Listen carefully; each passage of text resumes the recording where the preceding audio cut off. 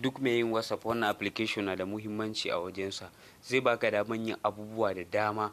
Na ɗaya, duk wani sakon da mutum ya tura maka in ya share za ka gan shi ta wannan application ne. Irin wannan message idan mutum ya tura za ku ga ya share delete for everyone, za ku ga wannan sako ta wannan application ne. Sannan kuma za ku iya saving na wannan sakon a drive naku ko kuma a cikin wani application na daban. Sannan kuma idan mutum ya tura muku sako za ku iya viewing na sakon ta cikin application nan ba tare da kun shiga cikin WhatsApp naku ba. So domin ganin yadda wannan application yake aiki daga farko har ƙarshe, ku biyo ni a bidiyon nan. So first za ku shigo cikin Play Store ko Apple Store naku ku yi downloading na wannan application din. Bayan kun zo kun yi downloading na shi sai ku danna wannan alama ta open din. Daga nan zai kawo ku waje kamar nan wurin.